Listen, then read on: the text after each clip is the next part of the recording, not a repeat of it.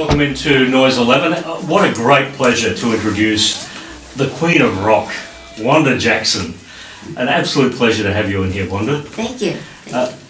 Look, it's been such an amazing career after all these years, and there'd be a lot of younger people getting to know your music thanks to Jack White when you did this record, and then there's also the new record, Unfinished Business, with Justin Townes Earle. So, I mean, it must be incredible when you're doing your shows these days to look into the audience, because you would be seeing all ages. Right. It's mostly young adults, I would say, and yeah, it's really thrilling to be singing a song that I recorded in the 50s and see these young people singing it with me. You know, it just amazes me. Because I think it would have been 1954 when the first single came out. 55 probably. Somewhere around there? Yeah, was that... you're right, it was 54. Okay, You Can't Have My Love with Billy Gray, would that have been the first single? No, the first one was You Can't Have My Love with Billy Gray. Yeah. And then we did another duet, but it was on Decca, and then I went to Capitol 2 years later, just because I wanted to be on Capitol. What was the music business like then? It's totally different from today. What area are you wanting to know? Well, I mean, you know, it really is a business today, isn't it? And, you know, they have managers and accountants and yeah. Oh yeah, and the big coaches and tour guides and all these have people to do their hair. You know, what a luxury that would be. But it's big business, and it was much smaller with us. Not as many artists either. Had a lot of, almost everyone was a big name because there wasn't that many. And the recording styles are totally different with the digital things that we have today, you know. Of course, yeah. And I guess, you know, back then, you know, with not as many artists around as you mentioned then, was there a sense of knowing a lot of those artists? Because I guess you would have all worked together as well. We did. We worked together. We became, you know, friends because of it. I knew probably everybody that was even recording in the 60s and 70s, but because we worked big packages, like when I began touring after I got out of high school. That was 55, and my first tour was with Elvis.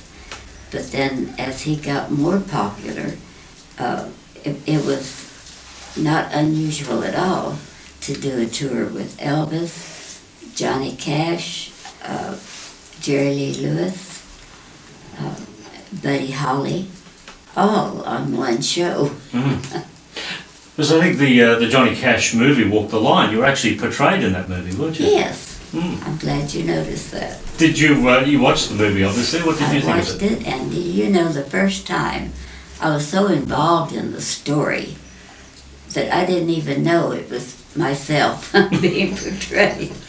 And finally we heard about it, my husband and I, and his sister called and said, "Isn't it wonderful that your song is in Johnny Cash's movie?" I said, "Really?" I didn't know it. We had to go out and, because by then, I don't know, we were touring, but we had to go out and buy the DVD in order to see the movie. Right. Yeah, there's some magnificent music. In fact, on your website at the moment, there's a video from 1956 of a song called Hot Dog That Made Him Mad. You are right. Yes. Which, you know, they don't write song titles like that anymore, do they? I don't hear them if they do.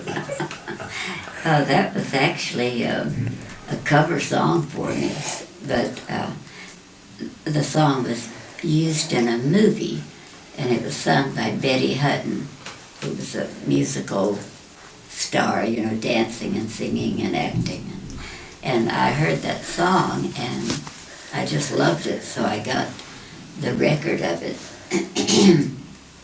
and started doing it. And I was doing that song in high school, so it's been around a while. When was the last time you performed that song? Oh, probably in the 80s. Mm-hmm. I was still doing it occasionally. Yeah, it must be very difficult with the amount of music that you've had to put your set list together. It is, and you don't know what, unless you're told ahead of time what was popular, for instance, in this part of the world. And many times I've had to go back and write the lyrics out, relearn it, even songs I had written. And it happened to me in Sweden, and the audience was hollering out, mean, mean man, mean, mean man. And I hadn't done it. And I wrote the song, but I couldn't remember it. And so I apologized. Well, the next morning we were checking out the hotel, and here comes this young man running up to me. Miss Jackson, here's the lyrics to your song. Be sure you sing it from now on. So I thought, how cute, you know. Fantastic. They really wanted to hear it. Yeah. I think with the career, it would have been around the mid-60s, 1965 maybe. Blues in My Heart was a very successful record for you back then. Yeah. That's news to me. Yeah? It was here. I mean, Yeah. people. So is that one of those records? Well, I guess because of having the popularity in different parts of the world, it is difficult to keep track. Right, I had no idea. Now sometimes we can tell by our record statements, from the record company. You'll see a song selling very good, say in Europe, but not in America, or it could be in Australia or Japan. So it's about the only way I know. Yeah, I guess it's been a long career, but it hasn't been a consistent career, has it? There was like a long period of time where you went without recording. No, I actually didn't. Hate to correct you, but what happened, I'd been doing strictly country music, rockabilly and then country. But I became a Christian in 1971. And at that point, I began doing more gospel songs, and that's where my heart was. And Capitol Records would not let me record but just one gospel album. And I wanted another one out, and they said, no, we don't need another gospel. I was singing in churches and crusades, revivals. And my husband and I actually had a ministry of our own, and I needed gospel product out. So we left Capitol and went with a Christian company, and it worked for a while, but eventually we just began doing our own records, which was kind of popular there in the 80s, 70s rather. Well, I guess so. You went nearly 20 years without a rock record or a rock and roll record. Yeah. And then I would imagine, when did you just start to hear about people like Cyndi Lauper and Rosie Flores, who started to cite you as an influence? Yeah. That would have been probably late 90s, something like that.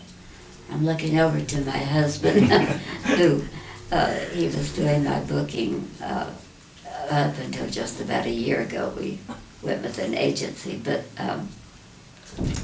I think the record with Rosie was about 1995, I would say. And she also then joined you on Heart Trouble, wasn't it? Yeah, she played some guitar and sang with me. And Elvis Costello as well. Yeah, that was a real shock. That he was a fan of mine, and a big fan apparently, so that's thrilling when you hear people like him and Bruce Springsteen and Rosie, Pam Tillis, Cyndi Lauper. I met Cindy just a couple of years ago, and she was kind of shaking and crying. She came up and she said, "I can't believe this, I'm weeping." So it's pretty humbling and very flattering, yeah. You must be one of the few people who has worked with both Elvises. I have. Is that correct? Did I say Elvises or Elvi? I don't know. I hadn't thought about it. Yeah. So, Yeah, my husband said that's all he needed was another Elvis in his life. Because I talk about Elvis on every interview. So I'm glad it doesn't bother him. He says, well, he's the guy that beat out Elvis. yeah, he did well. Well done, Wendell. We congratulate you for that. We agree. Yeah. How serious was your relationship with Elvis Presley? Oh, I didn't mean to take us there, but it wasn't serious. We liked each other. We went out when we could on tours, when we were on tour. And, we could take in a movie or something that he gave me his ring. I wore it, but, it was really just a very nice friendship, and we had fun together. And my daddy traveled with me, and he liked my daddy. They always were joking around, so it was a nice relationship. Was he a big star, or was he a very down-to-earth man?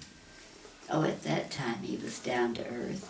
He was just having a great time, doing what he loved, and was able to make a living. And he was grateful, what I could tell, but of course he went through a lot to get there with the media. Gave him such a hard time. But he was a wonderful person. We liked each other, and Wendell got to meet him in 1964, I think. And Elvis came to our room in Las Vegas. And so he got to meet him, and he saw what good friends that we really were. And so now he doesn't mind me talking about dating Elvis. Well, what a magnificent marriage too. 51 years, or coming up to 52 years now. Yeah, you are very well read on my story, aren't you? I'm very flattered. Thank you. That's amazing in the music industry, though, to be married for is. 51 years. Any type of show business. But as he explains, when he's asked about it, he said, well, he does the management, the booking, the handling of money, the dates, everything, and I sing and perform. And so we aren't battling each other, for whatever reason. But when you see two big stars get married, you always say, oh my. Marriages don't have room for two big egos. So I think that's why ours has worked. And we're always together that way. We said we got married to be together, not for him to stay home and work and me go out on a tour. It wouldn't have worked for us. Well, let's talk about another man in your life that popped up more recently, and that's the magnificent Mr. Jack White. How did you meet Jack? And tell me the story about how this amazing record came about. Well, let me see. I actually talked to him on the phone and everything before I met him. Our publicist got in touch with him to see if he'd be interested in doing a duet with me on maybe an album. It just, well, let me see. Let me back up and say we were trying to decide what kind of an album to do next. And we thought, well, why don't we do one of these Wanda and Friends, all duets with various artists and my friends. And so someone said, well, if you do that, be sure you contact Jack White, because he is a big fan of yours. I said, really? A rock star, you know?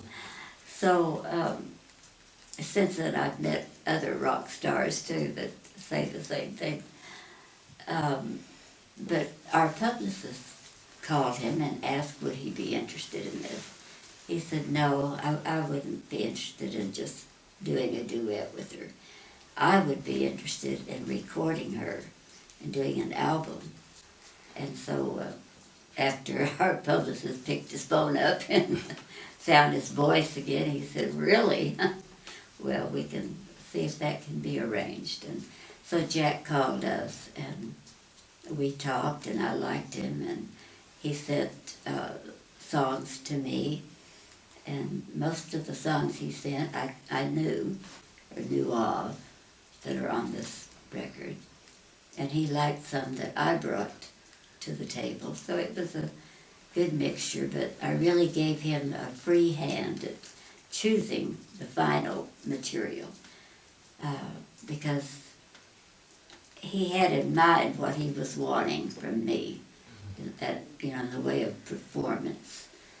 So when I got in the studio, he was very exact, very particular, and he would come on and he'd say, now Wanda, you did a good job singing that, but I want more of that feisty girl, you know, that's in there. I said, okay, so it turned out he got what he wanted, and I had the best time of my life of recording with him. Yeah. Whose idea was it for the Bob Dylan song, Thunder on the Mountain? Well, it was his. He happened to know that Bob Dylan was a fan of mine, and so he called him. And he said, I'm doing an album with Wanda, and if she did a song of yours, which one should it be? And he said, Bob didn't even flinch. He said, Thunder on the Mountain, most definitely. So we got busy and got the song, but Bob Dylan's version, Paul, was 11 minutes long. So we began taking verses out, and then Jack rearranged some, kind of reworded things to fit me. My husband and I wrote the verse about using Jerry Lee's name in it, and so it was a collaboration by all of us. Yeah, and what a great version it was. I was very, very happy when you performed that song at South by Southwest a few years back. That was great. I was just hanging out for that, and you sang it that day. I was very, very happy. Oh. And then there's the Amy Winehouse song on here too. Oh yeah. Yeah. That one we kind of butted heads on, Jack and I. I said, now Jack, I am not going to sing this song. He said, why? You know? I said, well, it's because it's too sexually explicit for me, and it isn't age appropriate. Age appropriate.